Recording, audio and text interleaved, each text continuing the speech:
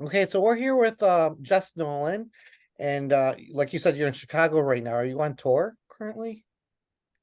I am. I play in Jenny Lewis's band, so we are on a headline run for her new record right now, and we're Oh, playing at the Salt Shed tonight.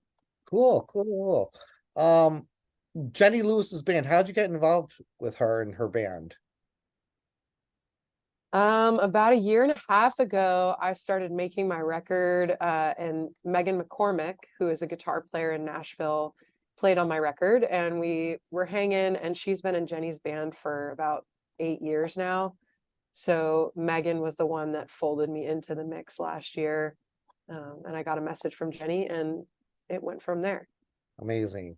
When and where do you find yourself the most creative? Because you like to write, draw, sing, and paint. I find that I'm creative when I'm moving physically. So like if I'm on a walk or if I'm swimming Mhm. uh out in nature, that's kind of where I draw most of my inspiration from. So just some kind of physical movement can usually get the creative energy flowing for me, or even just dancing. Like that unlocks something too. You said nature. You get a lot of inspiration from nature as well. Yes, Yeah, yes. that's really cool. Your single emergency landing is about taking care of yourself and setting boundaries. And do you think it has a lot to do with nature as well, or do you think it's just personal growth or a mix of the two? Yeah, I feel like the last few years we all kind of figured out what we needed to recharge in that alone time. Hmm. And I think for me, being out in nature was really big, and just learning that if I'm ever feeling overwhelmed or, you know, like my schedule is too full, carving out that time for myself in nature or to connect with friends, something as small as just going for a walk in the neighborhood can really help reset. And that was definitely the intention of the song, was to, remind people that they can take that time for themselves so that they can properly show up for other people. I really like the song. It's very catchy and it's Thank very, you. very folk rootsy kind of vibe to it, you know? I think that's what you're going, Yeah. well, that's what your music is folk music. Is that true to form or? Yeah, I've been calling it soul folk. It feels like there is that like soul influence in there. I Yeah. grew up like loving Alicia Keys. Like that was Oh the yeah. person that I saw that I was like, I want to make music. But then I'm also a huge Joni Mitchell fan. So it's like there's that like rootsy folk thing blended into like my keyboard jazz sort of understanding of chord structure, but it's all blended in there. I call it soul folk. Awesome. Um, Speaking of inspirations, I got to ask you this question because Righteous Babe Records, I'm Sure. originally from Buffalo, believe it or not. Okay. And Righteous Babe Records is housed in Buffalo. I don't know if you knew that or not. Yeah.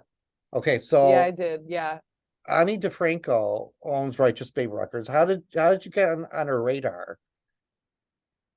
Yeah, so my PR person, Susan, who connected us, she heard the record last summer when it was just finished being mixed. And I had co-produced it with two friends of mine, and I was just sending it around to see who was interested in it. Susan loved it right off the bat, and she ended up sending it to Steve, who is Ani's manager and works at Righteous Babe. Mm-hmm. And it got into Ani's headphones, and I got an email from Ani, and the rest is history. Wow, that's So I crazy. feel I feel really grateful and honored that Ani heard the music when it was done and resonated with it so much to offer me to be on the label and open shows for her, because she's a legend and she's also Yeah. one of those people that's just so about the artist, Hmm. and she has been independent her whole career. And so to have this be the first deal that I've signed has just been so affirming to staying true to me and the music, and that always wins in the end, and no like big label deal could eclipse what's happening right now for me. I feel really honored to be in Ani's circle and to be one of those artists that she, believes in and wants to lift up. Very cool. That's such a cool story. Um, Yeah. I listened to your upcoming album, which is going to be released in September, correct? Yeah, It's September 8th. it's called 93. What's Yeah, the meaning behind the title? And it kind of reminds me of a little bit of Tori Amos with the piano stuff in there. I love that. Yeah, 93 is the year I was born, and Oh, this record is all about rebirth and reconnection with self. Um, it's actually I mentioned 93 in the second to last track on the record called Cherry Blossom, which is sort of a love letter to my parents. And I feel like the whole arc of the record is just coming back to myself so that I can better show up in the world. And I hope that it inspires other people to have their own journeys to rebirth and reconnection. And, whether that's in nature or with your family or, with yourself. Um, yeah, just encouraging that sense of reconnection and allowing ourselves to evolve and be reborn. and you really do believe in that, in a second life, or coming through as a second life? I think that we live many lives within one lifetime if we allow ourselves the space to change and evolve. Mhm. So that's been my experience in the last few years of just redefining myself. I'm recently out of a long-term relationship, and I'm living in Nashville. I'm on the road again. I'm just sort of rediscovering myself and not trying to fit so squarely in how I've always known myself, and have the space to redefine. And I feel like everyone has that power if they take the time to get quiet with themselves and figure out where they want to go next. Well put, well put. Um, you also mentor young females in songwriting as well, and you do that online. Can you tell me more about that? Yeah, so I've been a mentor with Girls Write Nashville, which is a nonprofit based in Nashville, started by my friends Georgia English and Jen Starsnick. And they just had this idea to bring together songwriting mentors, female songwriting mentors with uh, young girls that are looking to start writing and get into recording their own music. So I started mentoring with them back in 2017, and then we went online during the pandemic, but we've actually been back to in person as of this year. And we just do one-on-one sessions with these girls and listen to their songs and give them advice and feedback. And then at the end of the season, we record with an all-female band at a studio, and they get a chance to bring their songs to life. And I didn't have that growing up. I had all of my music teachers were mostly male, and I didn't really have any songwriter mentors as a young writer.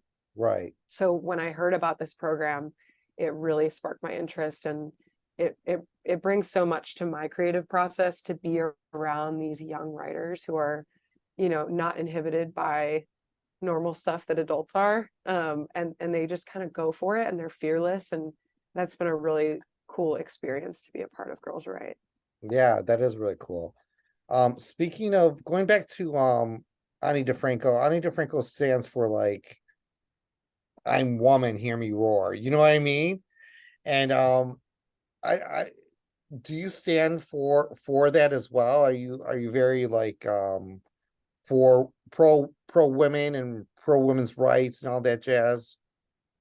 Yeah, definitely. I mean, I identify as a woman, but I also think that it's bigger than women.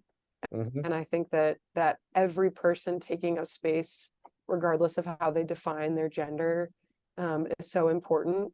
And I think that, yeah, that's something that I actually talked about on my last record, my first record that I put out a couple years ago, of just I am bigger than the definition of being a woman.